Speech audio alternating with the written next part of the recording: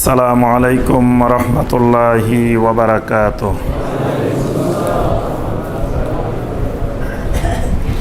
ইন্নাল হামদালিল্লাহ নাহমাদুহু ওয়া নাস্তাঈনুহু ওয়া নাস্তাগফিরুহু ওয়া নাউযু বিল্লাহি মিন শুরুরি আনফুসিনা ومن سيئات أعمالنا من يهده الله فلا مضل له ومن يضلل فلا هادي له وأشهد أن لا إله إلا الله وحده لا شريك له وأشهد أن محمدًا عبده ورسوله يا أيها الذين آمنوا اتقوا الله حق تقاته ولا تموتن إلا وأنتم مسلمون يا أيها الناس اتقوا ربكم الذي خلقكم من نفس واحدة وخلق منها زوجها وبث منهما رجالا كثيرا ونساء واتقوا الله الذي تساءلون به والأرحام إن الله كان عليكم رقيبا يا أيها الذين آمنوا اتقوا الله وقولوا قولا سديدا يصلح لكم أعمالكم ويغفر لكم ذنوبكم ومن يطع الله ورسوله فقد فاز فوزا عظيما اللهم صل على محمد وعلى آل محمد كما صليت على إبراهيم وعلى آل إبراهيم إنك حميد مجيد اللهم بارك على محمد وعلى آل محمد كما باركت على إبراهيم وعلى آل إبراهيم إنك حميد مجيد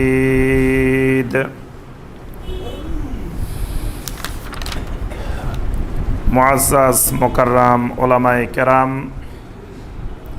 সম্মানিত মুরব্বিয়ানে আযম, দূরের এবং কাছের সম্মানিত দ্বীনী ভাই এবং বোনেরা, আল্লাহ রাব্বুল আলামিনের দরবারে কোটি কোটি শুকরিয়া যে আল্লাহ রাব্বুল আলামিন আমাদেরকে 1439 হিজরি সনের 13ই জুমাদা আস-সানিয়া তারিখে সলাতুল জুমুয়া আদায় এবং খুতবাতুল জুমুয়া শোনার উদ্দেশ্যে আল্লাহ রাব্বুল আলামিনের পবিত্র ঘর মসজিদে উপস্থিত হওয়ার পরে কোরআনে কারীম এবং হাদিসে নববী সাল্লাল্লাহু আলাইহি ওয়াসাল্লাম থেকে আল্লাহ রাব্বুল আলামিনের দ্বীন সম্পর্কে কিছু কথাবার্তা বলার এবং শোনার তৌফিক দিয়েছেন, সেই মহান রাব্বুল আলামিনের শুকর আদায় করি। সকলে বলি আলহামদুলিল্লাহ।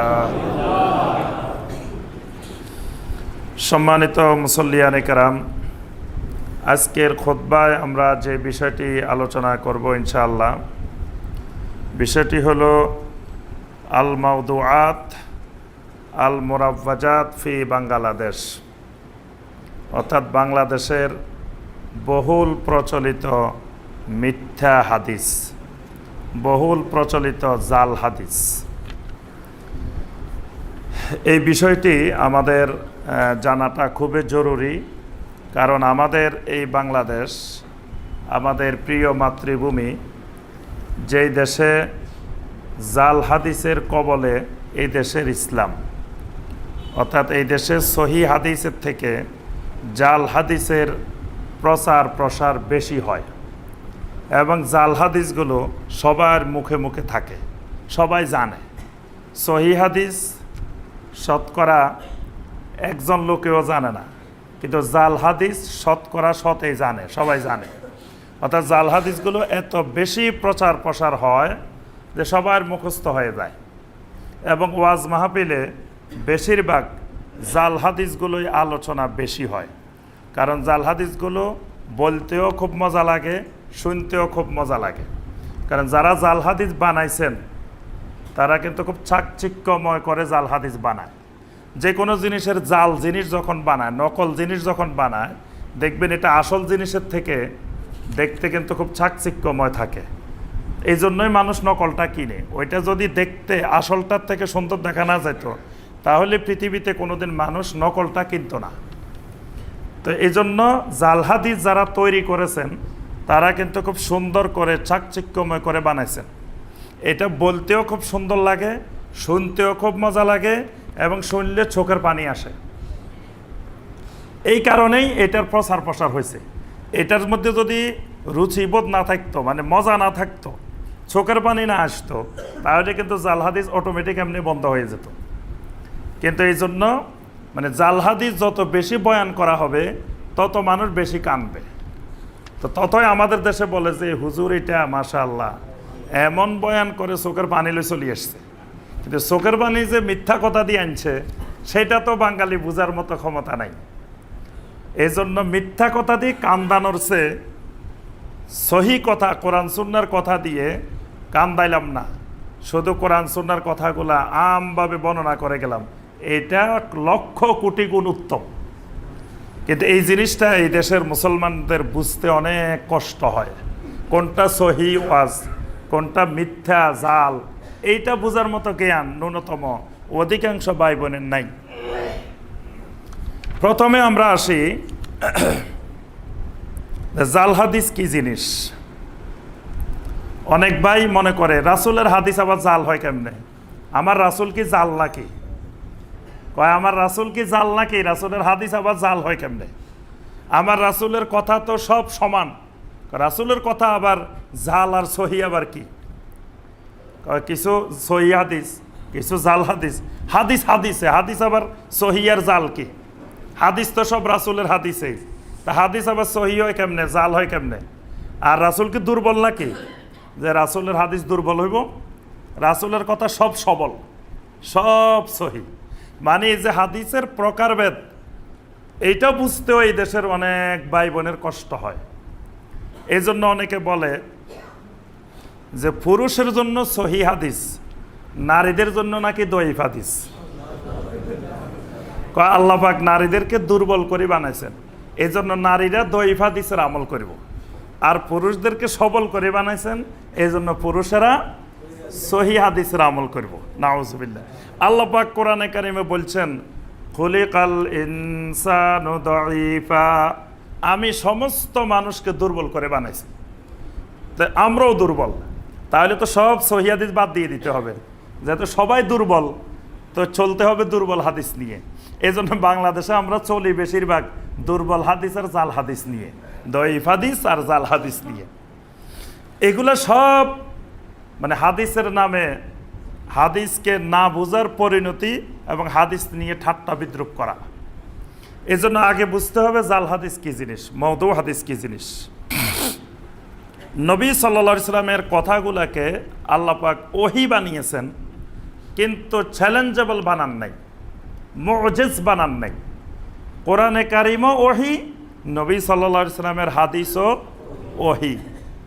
কিন্তু কোরআন আর হাদিসের মধ্যে পার্থক্য এই জায়গায়, কোরআনের কথাগুলোকে, কোরআনের আয়াতগুলোকে আল্লাহ পাক মুজিজ বানিয়ে দিয়েছেন। মানে এগুলার সমকক্ষ কোনো আয়াত বানানো দুনিয়ার কোনো মানুষের পক্ষে সম্ভব নয়। আল্লাহ পাক কিয়ামত পর্যন্ত চ্যালেঞ্জ দিয়ে রাখছেন যে পারলে বানায় নিয়ে আসো। কিন্তু নবী সাল্লাল্লাহু আলাইহি ওয়াসাল্লামের হাদিসগুলো চ্যালেঞ্জেবল না, নবী সাল্লাল্লাহু আলাইহি ওয়াসাল্লাম হাদিসকে আল্লাহ পাক চ্যালেঞ্জ করেন নাই যে তোমরা হাদিসের মতো হাদিস পারলে বানায় নিয়ে আসো, এই কথা কিন্তু আল্লাহ পাক বলেন নাই, নবী সাল্লাল্লাহু আলাইহি ওয়াসাল্লামও বলেন নাই। অর্থাৎ নবী সাল্লাল্লাহু আলাইহি ওয়াসাল্লামের কথাগুলো এত সহজ সরল ওহী, এটাকে যে কেউ একটু চেষ্টা করলে এটার মতো কথা বানাইতে পারবে, কিন্তু আল্লাহ সুবহানাহু ওয়া তাআলার কথাগুলো বানানো কারো পক্ষে সম্ভব নয়। এই সুযোগে আল্লাহর কথার নকল বাইরে নাই, এজন্য সহি কোরআন আর জাল কোরআন নাই।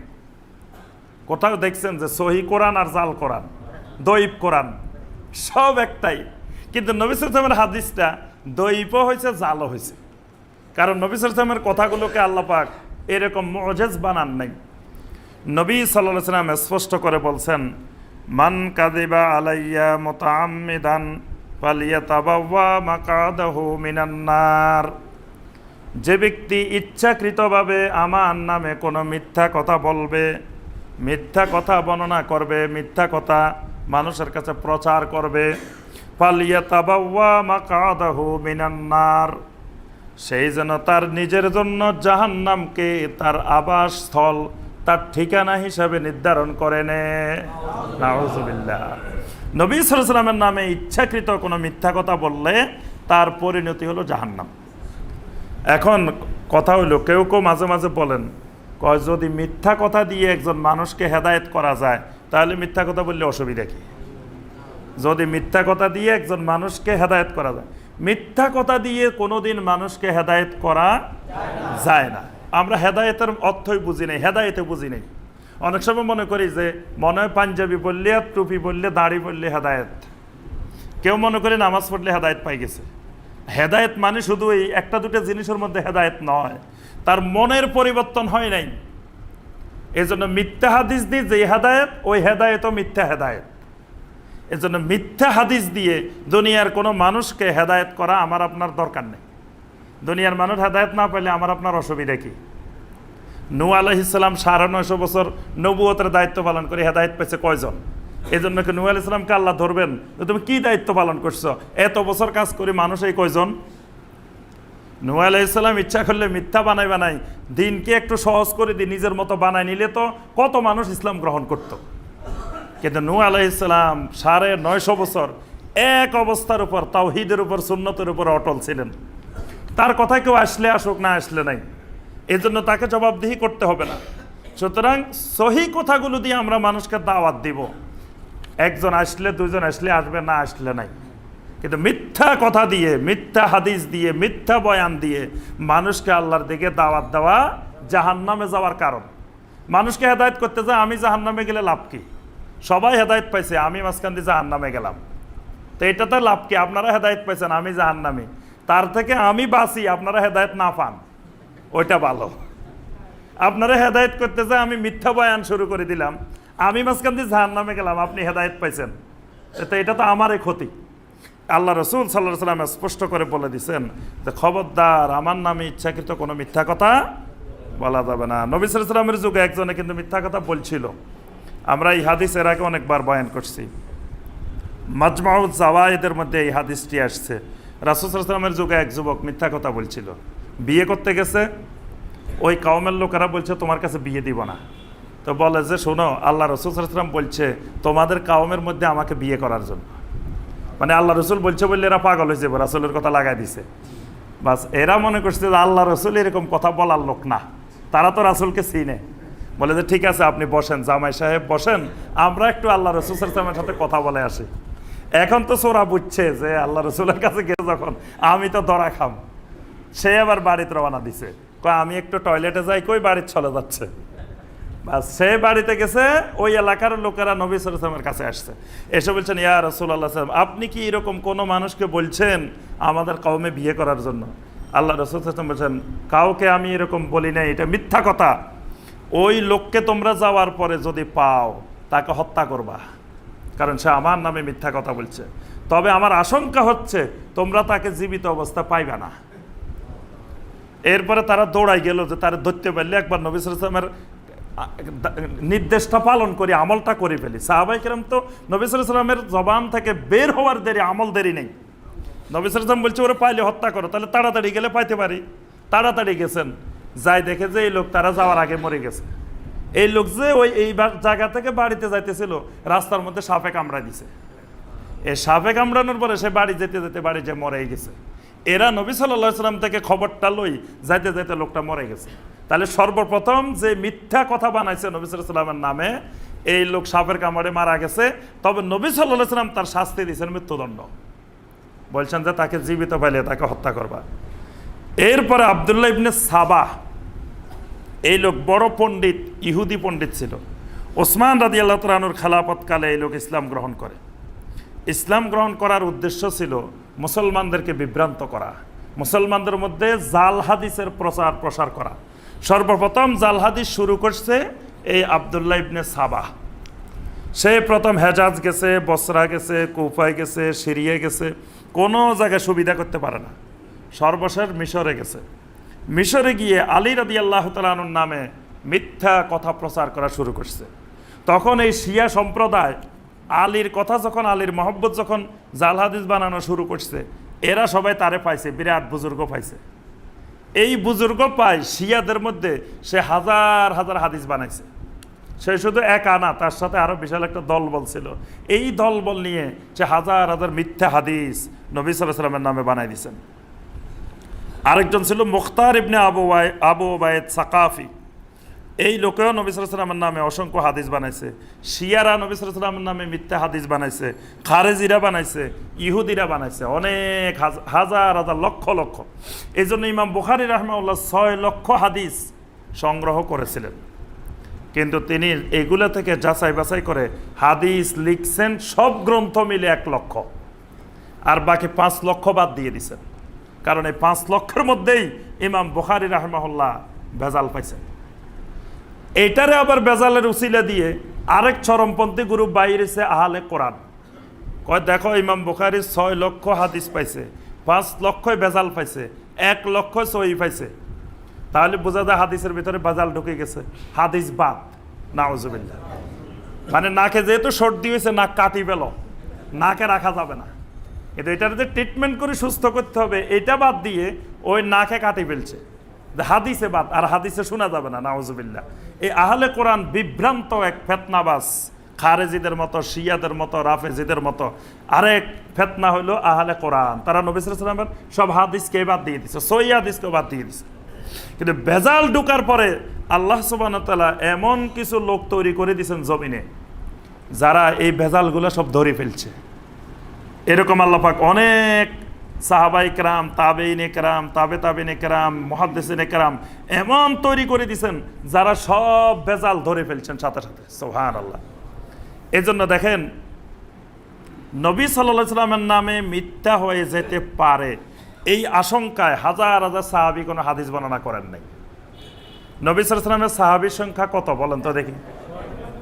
লক্ষের অধিক, 1 লক্ষের অধিক সাহাবী। প্রসিদ্ধ সাহাবী আছেন 10,000, কিন্তু হাদিস বর্ণনা করছেন টোটাল সাহাবী 1565 জন। 1565 জন সাহাবী হাদিস বর্ণনা করছেন। তাহলে 1,500, 1 লক্ষের উপরে সাহাবী হাদিস বর্ণনা করছে মাত্র 1,500 সাহাবী। বাকি সাহাবীরা একটা হাদিসও বর্ণনা করেন নাই। তো তারা কি নবী সাল্লাল্লাহু আলাইহি ওয়াসাল্লাম থেকে কোনো কথা শুনেন নাই? শুনছেন, কিন্তু নবী সাল্লাল্লাহু আলাইহি ওয়াসাল্লামের নামে মিথ্যা হয়ে যেতে পারে এই আশঙ্কায়, এই ভয়ে তারা কোনো হাদিস বর্ণনা করেন নাই। মুসনাদে ইমাম আহমদ, এই হাদিসের গ্রন্থটা হলো সাহাবীদের নাম অনুযায়ী হাদিস, মানে সাহাবী অনুযায়ী, এক সাহাবী থেকে যা পাইছেন এক জায়গায়, এভাবে সাহাবী অনুযায়ী হাদিস বর্ণনা করছেন। মুসনাদে আহমদের মধ্যে 960 জন সাহাবীর হাদিস আছে, প্রায় 30,000 হাদিস। সেখানে 960 জন সাহাবী থেকে হাদিস বর্ণনা করছেন। আচ্ছা, এই যে 1565 জন হাদিস বর্ণনা করছেন, 100টার উপরে হাদিস বর্ণনা করছেন মাত্র 38 জন সাহাবী। 38 জন সাহাবী 100টার উপরে হাদিস বর্ণনা করছে। আর বাকি 1565-র মধ্যে 65 থেকে 38 গেলে আর কত? জি 27। এই 1527 জন 100টার নিচে হাদিস বর্ণনা করছেন। আর বাকি এই অল্প কজন 38 জন মাত্র 100টার উপরে হাদিস বর্ণনা করছেন। আবার মাত্র 7 জন সাহাবী 1000-এর উপরে হাদিস বর্ণনা করছেন। আর বাকি 31 জন 1000-এর নিচে, 100-র উপরে 1000-এর নিচে মাত্র শুধু 7 জন সাহাবী তারা 1000-এর উপরে হাদিস বর্ণনা করছেন। সুবহানাল্লাহ। তাহলে সাহাবায়ে কেরাম হাদিস বর্ণনার ক্ষেত্রে কত সতর্কতা অবলম্বন করছেন যাতে নবী সাল্লাল্লাহু আলাইহি সাল্লামের নামে বিন্দু মাত্র মিথ্যা কথার প্রচার প্রসার না হয়। এখন যখন মিথ্যা কথার প্রচার প্রসার হয়ে গেছে, সর্বপ্রথম সহিহ হাদিসের বাছাই শুরু করছেন কে? ইমাম বুখারী রাহিমাহুল্লাহ। সর্বপ্রথম সহিহ হাদিসের যাচাই বাছাই। এর আগে কিছু যাচাই বাছাই হয়েছে, কিন্তু তারা কিছু মানদণ্ড নির্ধারণ করেন নাই। এর আগে ইমাম মালিক রাহিমাহুল্লাহ সহিহ হাদিসের সংকলন করছেন, আরও কোনো মুহাদ্দিসিন কেরাম করছেন, যেসব গ্রন্থ এখন পৃথিবীতে পাওয়া যায় না, কিন্তু তারা কোনো মানদণ্ড ঠিক করেন নাই। সর্বপ্রথম ইমাম বুখারী রাহিমাহুল্লাহ বললেন যে আমি গবেষণা করে 5টা নীতিমালা ঠিক করলাম, এই 5টা দিয়ে ওজন দিবা, ধরা পড়ে যাইব কোনটা বেজাল কোনটা সহি। সুবহানাল্লাহ। আল্লাহ পাক তার ভিতরে এমন নলেজ ঢুকাই দিলেন যে 5টা নীতিমালা ঠিক করছেন। ইমাম মুসলিম 6টা ঠিক করছেন, আরেকটা বেশি ঠিক করছেন। এই 5টা দিয়ে আপনি যদি মাফা দেন, ঘষা দেন, বের হয়ে যাবে এটা কোন পর্যায়ের হাদিস। সুবহানাল্লাহ। এই 5টা কি? 1 নম্বর হলো আদালত। আদালত মানে বিশ্বস্ততা, ন্যায়পরায়ণতা। যেই ইমাম বুখারী থেকে শুরু করে নবী সাল্লাল্লাহু আলাইহি ওয়াসাল্লাম পর্যন্ত মাঝখানে কার থেকে কে শুনছে হাদিস, এটা মাঝখানে কয়েকজন আছে না? এই কয়জনের জীবনী দেখতে হবে। এরা জীবনে, তাদের ব্যক্তিগত জীবনে কেমন ছিল, পারিবারিক জীবনে কেমন ছিল, সামাজিক জীবনে কেমন ছিল, এরা মিথ্যা কথা বলতো কিনা, এদের আখলাক কেমন ছিল, এটা দেখতে হবে। তাহলে এই মানুষগুলোর জীবনী দেখলে ধরা পড়ে যাবে। এখানে যদি ওই মুনাফেকরা কেউ ঢুকে, ইহুদিরা কেউ ঢুকে, মাঝখান দিয়ে খারাপ কোনো লোক ঢুকে, তাহলে ধরা পড়ে যাবে যে হাদিস এটার মধ্যে ভেজাল আছে। 1 নম্বর হলো আদালত। 2 নম্বরে ঠিক করছেন দীপ্ত। দীপ্ত মানে যেই লোকের এই হাদিসগুলো বর্ণনা করছে, এই লোকটা স্মরণ শক্তি কেমন ছিল। কারণ অনেকে আছে হাদিস 2টা মুখস্থ রাখতে পারে না, আবার অনেকে 200ও পারে। স্মরণ শক্তি দেখতে হবে, এই লোকটার স্মরণ শক্তি কেমন ছিল। স্মরণ শক্তি না থাকলে যদি দেখা যেত স্মরণ শক্তি দুর্বল, রাত্রে কি দিয়ে ভাত খাইছে সকালে মনে থাকে না, এই লোক আবার হাদিস বর্ণনা করে কেমনে? তাহলে বেজাল আছে। এরপরে 3 নম্বরে ঠিক করছেন ইত্তেসাল। এই যে হাদিসগুলো বর্ণনা করছে, একজনের সাথে একজনের দেখা সাক্ষাৎ হয়েছে কিনা, কার বাড়ি কোথায়, একে দেখছে কিনা, এর জন্ম কত সালে, মৃত্যু কত সালে, নাকি হে জন্মগ্রহণের আগে উনি মারা গেছে, তার দেখেই নেই জীবনে, তার বাড়ি মদিনা, আরেকজনের বাড়ি মিশর, জীবনে কোনোদিন মিশর যায় নাই। এটা দিয়ে যখন মাফা শুরু হয়েছে, ধরা পড়ে গেছে জাল হাদিস। কারণ এই যে মাঝখানে যারা জাল হাদিস বানাইছে, এরা তো এত গবেষণা করে বানায় নাই, এরা একজনের নাম লাগাই দিছে। লাগাই দেওয়ার পরে এখন দেখা গেছে যে এই লোকের সাথে এই লোকের জীবনে দেখাই হয় নাই। 4 নম্বর আদামুস সুজুজ, মানে এই হাদিসটা যদি সহি হয়, তাহলে এই হাদিসটা তো 1-2 বর্ণনা করবে না, অনেক সাহাবী বর্ণনা করবে। তো মাঝখান থেকে কেউ বর্ণনা করে নাই, একজনে বর্ণনা করছে। এই জন্য ইমাম ওমর ইবনে খাত্তাব রাদিয়াল্লাহু তাআলা আনহুর সামনে কেউ হাদিস বলতো যে এই হাদিস আর কে কে শুনছে তারে ধরে নিয়ে আসো। তুমি একজনে বললে আমি ওমর এই হাদিস গ্রহণ করব না, কারণ নবী সাল্লাল্লাহু আলাইহি ওয়াসাল্লাম কানে কারো কানে হাদিস বলেন নাই। হাদিস যেখানে বলছেন আরো অনেকে শুনছেন, তো কে কে শুনছে ওদেরকেও নিয়ে আসো, তারপরে আমি মনে করবো এটা হাদিস। তুমি একজনে বললে আমি এটা বিশ্বাস করব না। তাহলে আদামুস সুজুজ হইতে হবে, যে এটা একজনে বর্ণনা করলে হবে না, অনেকে এরকম বর্ণনা করছেন। আরেকটা হলো আদামুল এলাল, হাদিসের ভিতরে সূক্ষ্ম কিছু গোপন রোগ আছে, এই রোগ মুক্ত হইতে হবে। এটা বড় মুহাদ্দিস ছাড়া, মুস্তাহিদ ছাড়া হাদিসের এই রোগটা ধরতে পারবে না। বাহ্যিকভাবে মনে হবে সুস্থ মানুষ, হাদিসটা খুব সুস্থ, কিন্তু এর ভিতরে সূক্ষ্ম গোপন কিছু দোষ ত্রুটি আছে, যেগুলো একজন গবেষক, দক্ষ গবেষক সাথে সাথে ধরে ফেলতে পারবে। সুবহানাল্লাহ। ইমাম বুখারী রাহিমাহুল্লাহ 5টা নীতিমালা ঠিক করলেন। ইমাম মুসলিম রাহমাতুল্লাহ আলাইহি এর সাথে আরেকটা ঠিক করছেন। উনি বলছেন যে একই যুগের একই এলাকার হইলেও হবে না, একজন আরেকজন থেকে সরাসরি শুনছে কিনা এইটাও লাগবে, সরাহাতান লাগবে, যে সরাসরি তার সাথে সেই হাদিস শুনছে কিনা। ইমাম বুখারী রাহিমাহুল্লাহর সাথে অনেক মুহাদ্দিসের দেখা হয়েছে, কিন্তু হাদিস আনেন নাই, এরকমও হয়েছে। এই জন্য ইমাম ইবনে সিরিন রাহিমাহুল্লাহ বলতেন সবসময়, ইন্না হাযাল ইলমা দীন ফানজুরু আম্মান তাখুযুনা দীনাকুম। এলেম হলো দ্বীনের অংশ।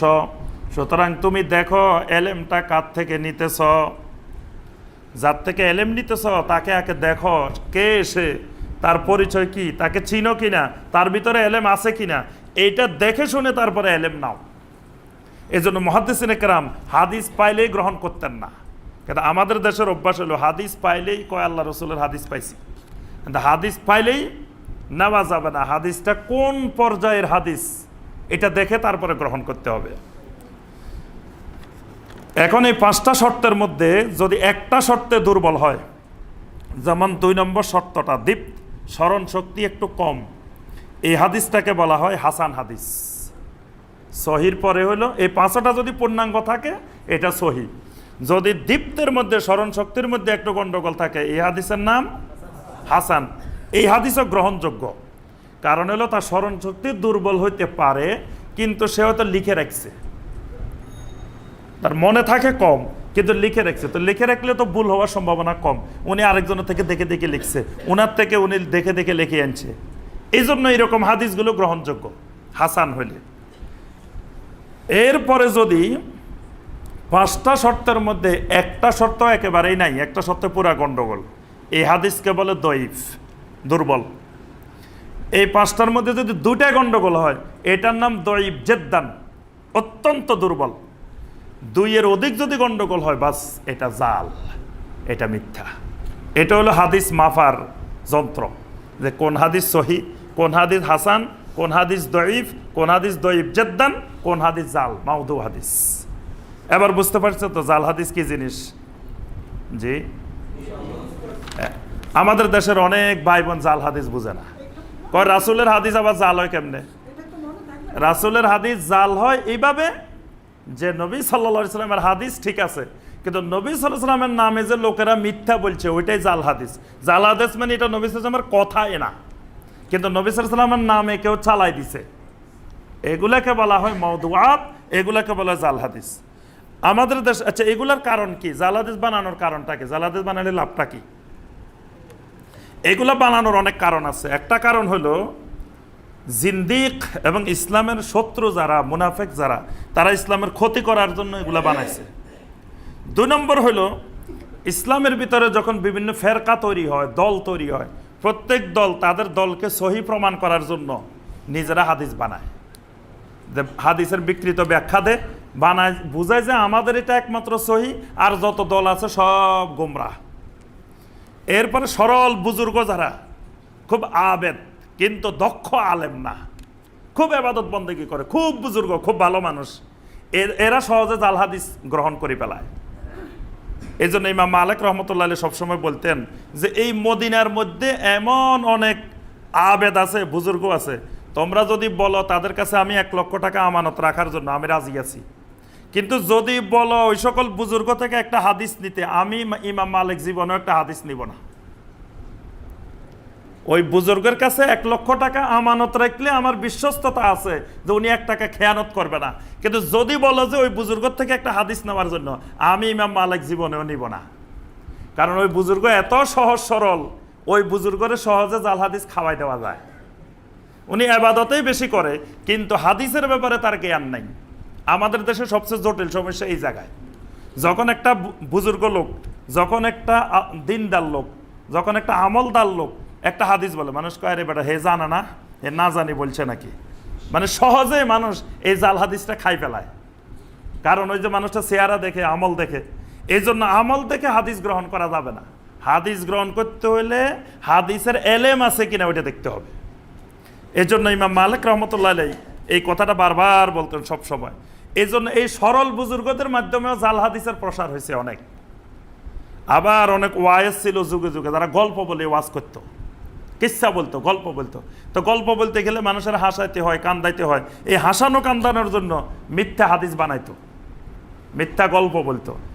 একজনে বলতো গল্প হিসাবে, শ্রোতারা যারা শুনছে তারা মনে করছে হুজুরে কি আর গল্প বলছেন, এটা হাদিস। সে আবার আরেক জায়গায় বলা শুরু করছে যে আল্লাহ রসুল বলছেন। শুনছে তার হুজুরের কাছে, কিন্তু বর্ণনা করার সময় বলতেছে আল্লাহ রসুল সাল্লাল্লাহু আলাইহি ওয়াসাল্লাম বলছেন। এইভাবেও কিন্তু অসংখ্য জাল হাদিসের প্রসার করছে। এরপরে অনুবাদের মধ্যে, ব্যাখ্যার মধ্যে, গবেষণায় অনেক হাদিসের বিকৃত ব্যাখ্যায় আসছে। এসব কারণে জাল হাদিসের প্রচার প্রসার ঘটছে। এই জাল হাদিসের মাধ্যমে এমনভাবে আমাদের দেশে, বিশেষ করে এই উপমহাদেশে এমন বিস্তার লাভ করছে যে জাল হাদিসগুলো আমাদের দেশে এখন মূল হাদিস হয়ে গেছে, আর সহি হাদিসগুলো হয়ে গেছে জাল হাদিস। এখন সহি হাদিস বললে কয় ফেতনা তৈরি করতেছে। সহি হাদিস কেউ যদি বলে কয় ফেতনা, কেউ যদি বলে যে এটা কি সহি হাদিসে আছে, কয় দলিল চাইলে খালি পিটাইবা, বাঁশ দি পিটাইবা। হ্যাঁ, দলিল চাইলে বাঁশ দি পিটাইবা, কোনো দলিল চাওয়া যাবে না। মানে আমরা যেমনে জাল হাদিস বলবো, বাস তোমরা খালি বলদের মতো ব্যাককলের মতো খালি শুনবা, কিছু জিজ্ঞাসা করা যাবে না। আমাদেরকে জিজ্ঞাসা করলে তো আমরা ধরা খাই যাব। এজন্য খবরদার, আমাদেরকে কিছু ধরা জিজ্ঞাসা করা যাবে না।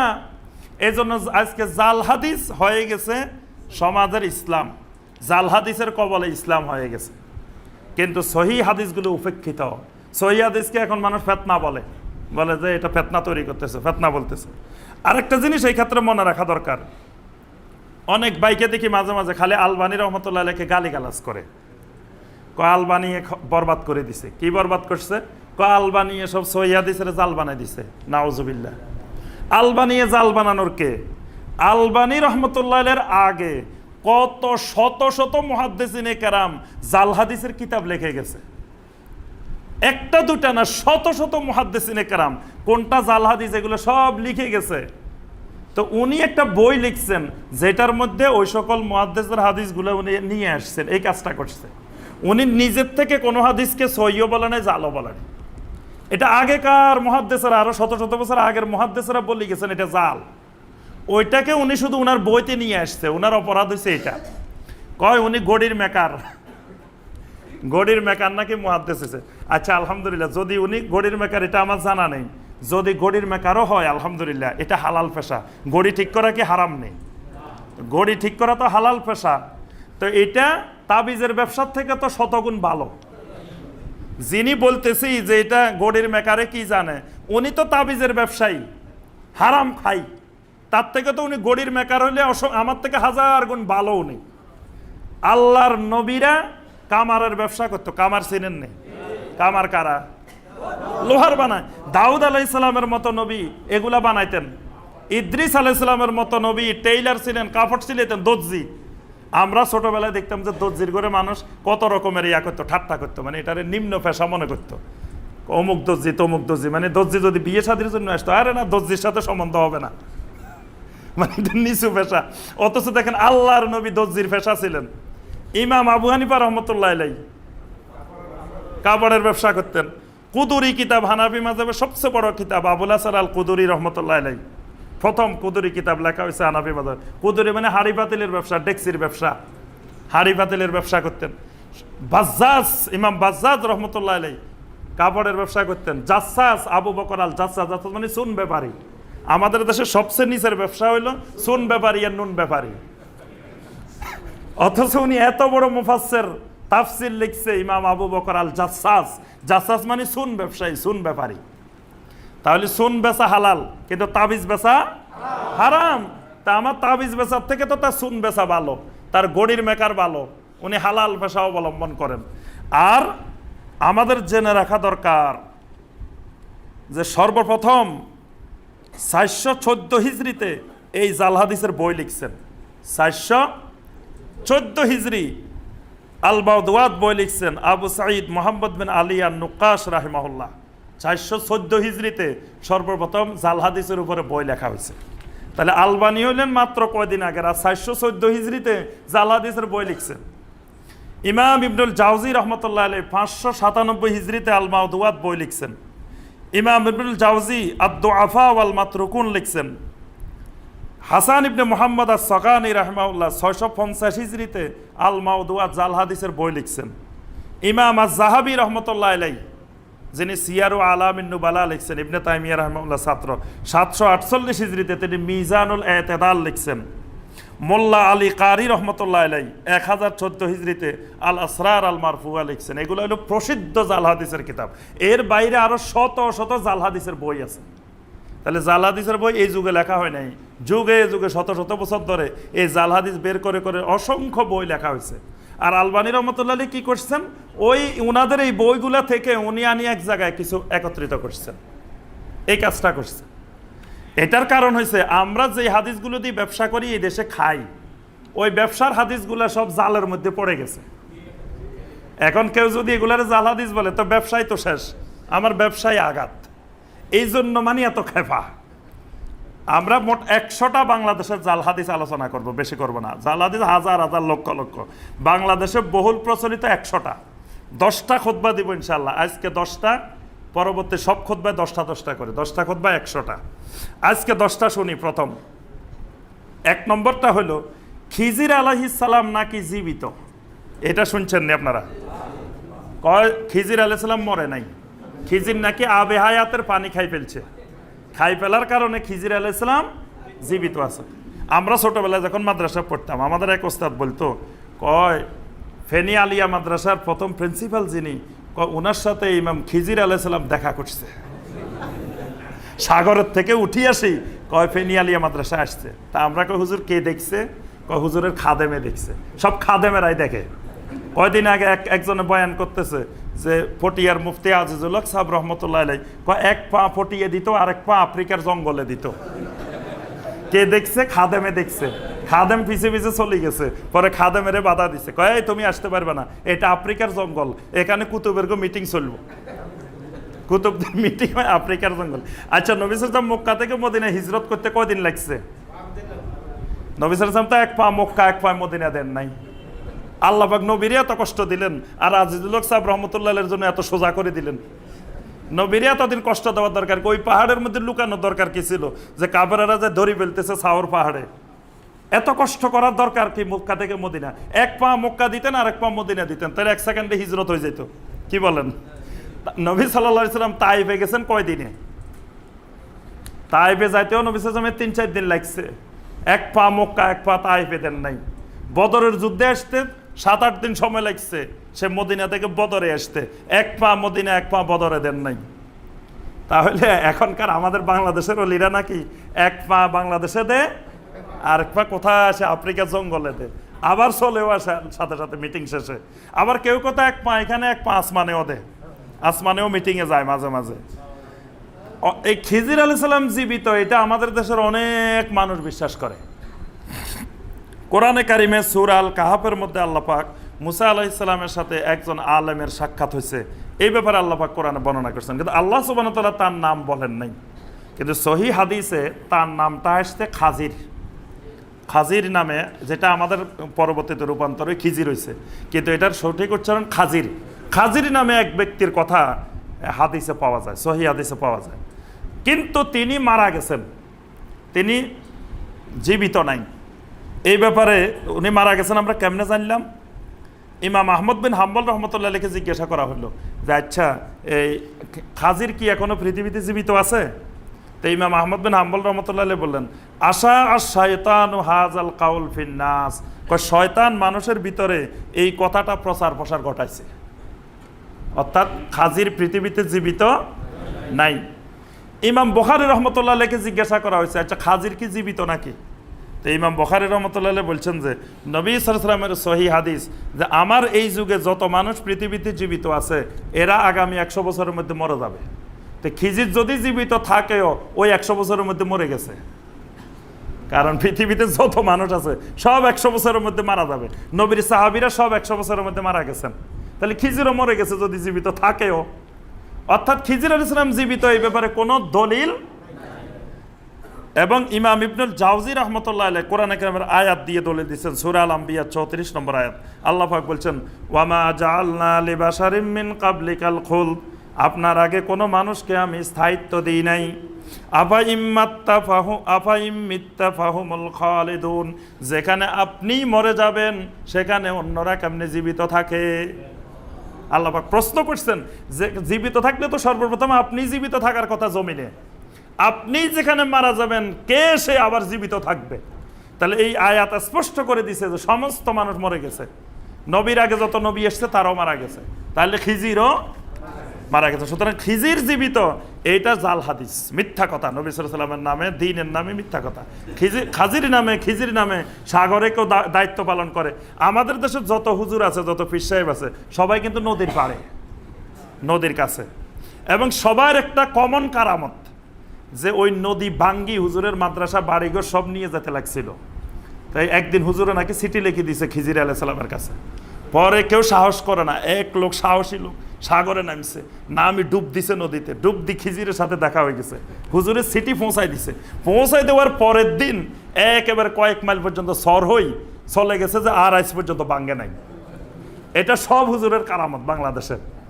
খিজিরের কাছে চিঠি পৌঁছাই দিছে হুজুরে, বাস হুজুরের চিঠি পাই আর একবারে ভাঙ্গা বন্ধ করে পালাই গেছে, যে এখানে বিরাট আল্লাহর ওলি আছে, ধারে কাছে আর যাওয়া যাবে না। তো এই খিজির নামক যেই ধারণাটা, যে আকিদাটা, এটা সম্পূর্ণ ভ্রান্ত আকিদা, মিথ্যা কথা। এটা হলো 1 নম্বর। 2 নম্বর জাল হাদিসে আসেন, দেখো আল্লাহ পাকের 70,000 পর্দা আছে। 7 আসমানের উপরে 70,000 পর্দা, তার উপরে আল্লাহর আরশ কুরসি।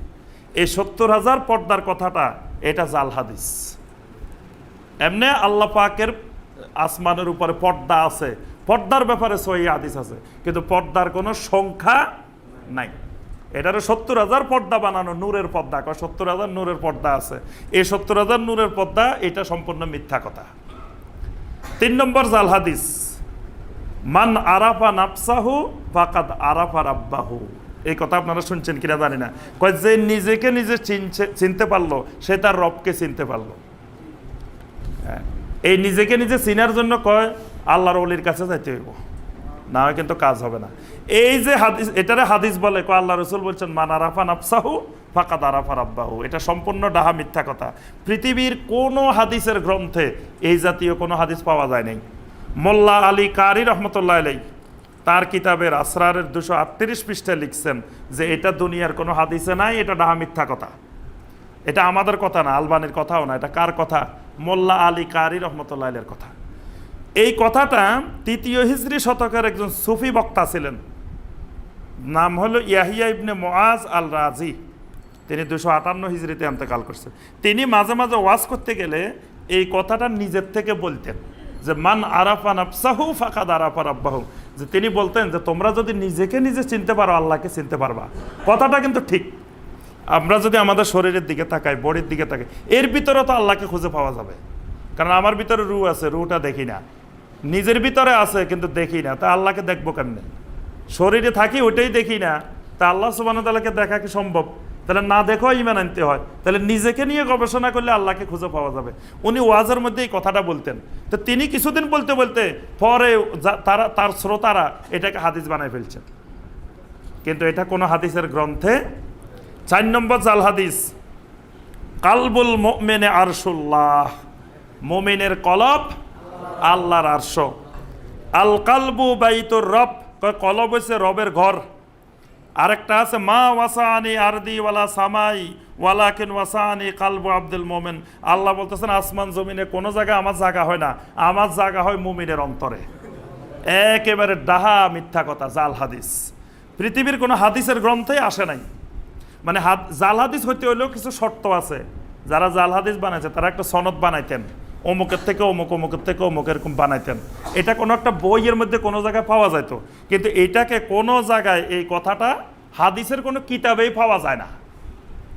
এই জন্য মোল্লা আলী কারি রহমতুল্লাহ আলাইহি, ইমাম ইবনে তাইমিয়া রহমতুল্লাহ আলাইহি, ইমাম আস-সাখাবী রহমতুল্লাহ আলাইহি সবাই বলছেন যে এই কথাটা সম্পূর্ণ ডাহা, মিথ্যা কথা, জাল হাদিস।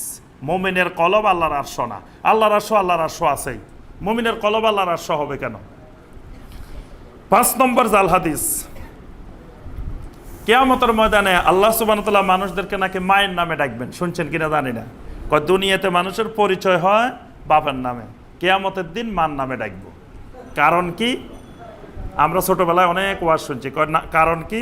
কয় সবারই যদি বাপের নাম ধরে ডাকা শুরু হয়, ঈসা আলাইহিস সালামের বাপের নাম খুঁজে পাওয়া যাবে না। এই জন্য ঈসা আলাইহিস সালামের সম্মানে কিয়ামতের দিন সব মানুষের মায়ের নামে ডাকবে।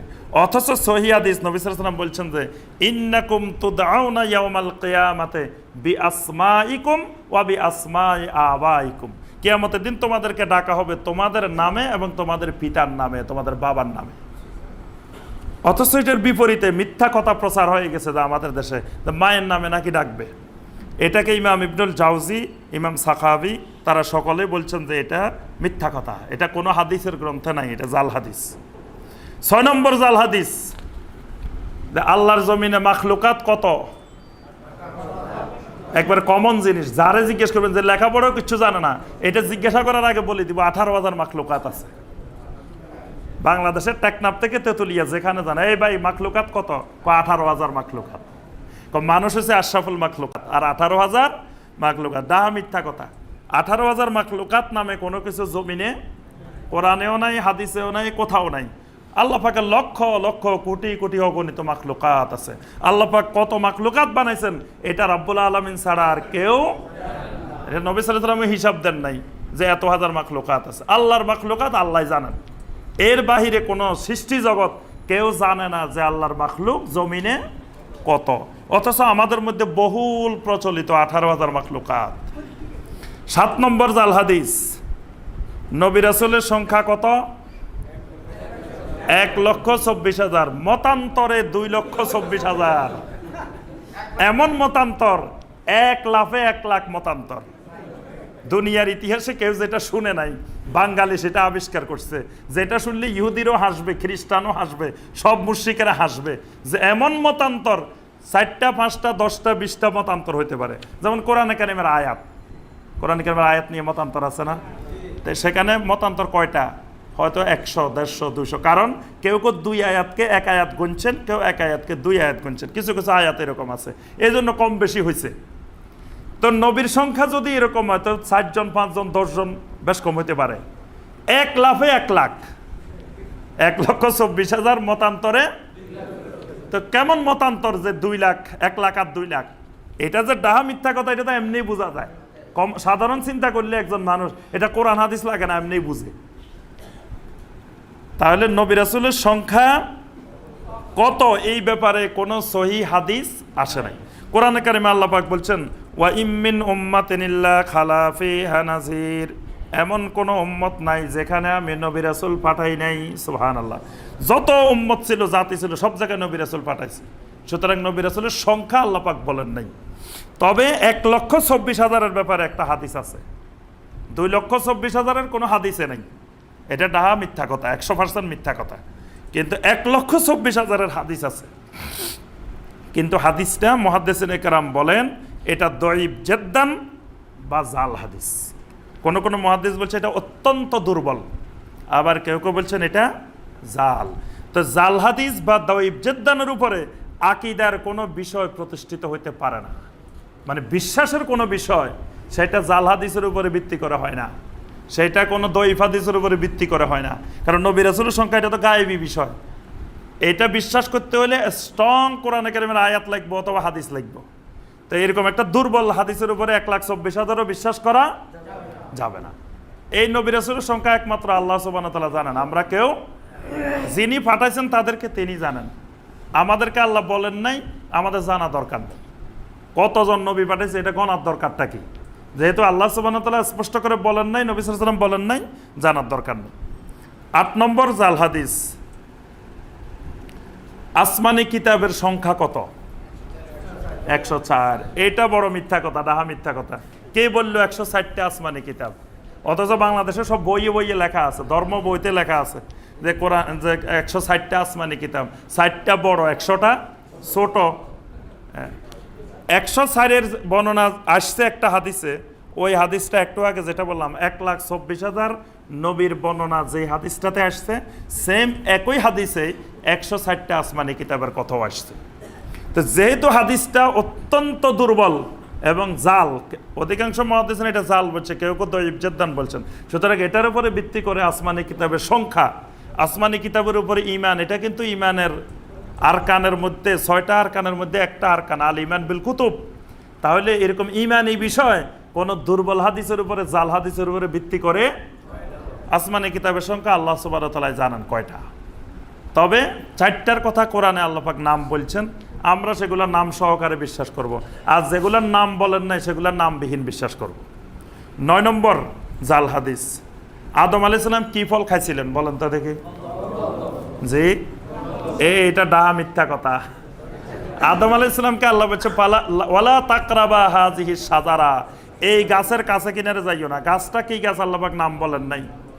আদম আলাইহিস সালাম গাছের কাছে যাইতে খাইতে মানা করে নাই, বলছেন ওয়ালা তাকরাবা হাযিহি শাজারা, এই গাছের নিকটে যাইও না, এই গাছের ফল খাইও না, এই কথা কিন্তু বলেন নাই। আল্লাহ বলছেন গাছের নিকটে যাইও না, গেলে পাতাকুনা মিনাজ জালিমিন, জালেমদের অন্তর্ভুক্ত হয়ে যাবা। শয়তান তাকে পদস্খলন ঘটাইছেন, সেখানে নিয়ে গেছেন। এখন সেখানে যে উনি কি করছেন, গাছের কাছে গেছেন না গাছের ফল খাইছেন না কি করছেন, এটা তো আল্লাহ পাক বলেন নাই। আল্লাহ যাইতে মানা করছে, উনি গেছেন কেন, এটাই লঙ্ঘন হয়েছে। এরপরে ওইটা কি গাছ কি ফল এইরকম কোনো নামও আসে না। এটা শুধু ইহুদিদের কোনো কাসাসুল আম্বিয়ার মধ্যে ইহুদিদের রাওয়ায়াত আছে এরকম গন্ধম ফল, ওইটা আমাদের মধ্যে চলে আসছে, আমাদের মধ্যে প্রচলন হয়ে গেছে যে আদম আলাইহিস সালাম গন্ধম ফল খাই ফেলছে। এটা জাল হাদিস, এটা মিথ্যা কথা। 10 নম্বরটা শেষটা, আমরা এটা বলে শেষ করে দিচ্ছি। আদম আলাইহিস সালামকে আল্লাহ পাক কোথায় পাঠাইছেন? না, জান্নাত থেকে দুনিয়াতে কোথায় পাঠাইছেন? শ্রীলঙ্কা পাঠাইছেন, কেউ কয় জেদ্দা ছিলেন, কেউ অমুক জায়গায় ছিলেন। আদম আলাইহিস সালামকে জান্নাত থেকে আল্লাহ পাক পৃথিবীতে পাঠাইছেন, এটা আল্লাহ পাক কোরআনে কারিমেও বর্ণনা করছেন, নবী সাল্লাল্লাহু আলাইহি ওয়াসাল্লামও বর্ণনা করছেন। কিন্তু কোন জায়গায় পাঠাইছেন, তারা কোথায় ছিলেন, কোন এলাকায় বসবাস করতেন, তা এই সব সম্বন্ধে কোরআনে কারিমে এবং হাদিসে কোনো বর্ণনা আল্লাহ এবং আল্লাহ রাসূল করেন নাই। ওই শ্রীলঙ্কা আসছেন, ওই কি এক পাহাড়, এই শ্রীলঙ্কা, জি হ্যাঁ, আদমের নামে নাকি ওই পাহাড়, ধারণা করে আমি বলে দিলাম এটা গায়েবের বিষয়, এটা আকীদার বিষয়, এটা এমনি ধারণা করে বললে ইমান চলে যাবে। যে শ্রীলঙ্কার ওইটাতে তো হিন্দুরাও বিশ্বাস করে, বৌদ্ধরাও বিশ্বাস করে, আর আমি মুসলমানও বিশ্বাস করতেছি যে শ্রীলঙ্কার অমুক জায়গায় আসছে, তারপরে জেদ্দাতে অমুক জায়গায় তারা বসবাস করছে। তারা কোথায় ছিলেন, কোথায় আসছেন, কোথায় কি করছেন, আরো বড় ডাহা মিথ্যা কথা এর সাথে যোগ হয়েছে যে আদম আলাইহিস সালাম দুনিয়াতে আসার পরে 300 বছর ধরে কান্নাকাটি করছে, মাপ পায় না। পরে একদিন হঠাৎ করে মনে হয়েছে, আরে জান্নাতের ভিতরে তো দেখছিলাম আল্লাহর নামের সাথে কি লেখা আছে, লা ইলাহা ইল্লাল্লাহর সাথে মুহাম্মদ রাসূলুল্লাহ লেখা আছে। জিজ্ঞেস করলাম, আরে মুহাম্মদ রাসূলুল্লাহর নাম এটা কেন আসলো? আল্লাহ বলছে যে শোনো, তারে না বানাইলে তোমারেও বানাইতাম না। তাই এখন তার নাম ধরি দেখি একটু মাপ চাই, 350 বছর কান্নাকাটি করি, তার নাম ধরি মাপ চাইছে, আর আল্লাহ নাকি মাফ করে দিচ্ছে। নাউজুবিল্লাহ। এটা জাল হাদিস এবং মিথ্যা কথা। আদম আলাইহিস সালাম, হাওয়া আলাইহিস সালাম কি দিয়ে মাপ চাইছেন কোরআনে কারিমে আল্লাহ পাক স্পষ্ট করে বলে দিয়েছেন। সূরা আল আরাফের 23 নম্বর আয়াতে আল্লাহ পাক বলেন, ক্বালা রব্বানা যালামনা আনফুসানা ওয়া ইল্লাম তাগফির লানা ওয়া তারহামনা লানাকুনান্না মিনাল খাসিরিন। তারা কি দিয়ে মাপ চাইছে? এই আয়াত, এই দোয়াটা পড়ে মাপ চাইছে। আল্লাহ বলছেন এটা মাপ বলে মাপ চাওয়ার পর আমি আল্লাহ মাফ করে দিছি। সুবহানাল্লাহ। তাহলে এত মিথ্যা কথা বানাই, এত উসিলা বানাই, এত কিছুর দরকার কি? কোরআনে যেখানে সরাসরি আল্লাহ পাক বলে দিছেন যে এই আয়াতে কারিমা, এই দোয়া পড়ে তারা মাপ চাইছে, আল্লাহ মাফ করে দিছেন। কিন্তু ওই যে এই উসিলা দিছেন, সেই উসিলা দিছেন, এই ব্যাপারে কোনো সহিহ হাদিস আসে না। এগুলো সব জাল হাদিস। আল্লাহ সুবহানাহু ওয়া তাআলা আমাদের সবাইকে জাল হাদিসের কবল থেকে আল্লাহ হেফাজত করুন। আমাদের সবাইকে কোরআনে কারিম, সহিহ হাদিস, হক দ্বীনের উপরে ইস্তেকামত থাকার, বিশুদ্ধ ঈমানের উপরে ইস্তেকামত থাকার আল্লাহ পাক তৌফিক দান করুন। আমিন ইয়া রাব্বাল আলামিন। সুবহানাকাল্লাহুম্মা বিহামদিকা আশহাদু আল্লা ইলাহা ইল্লা আনতা আস্তাগফিরুকা ওয়া আতুবু ইলাইক।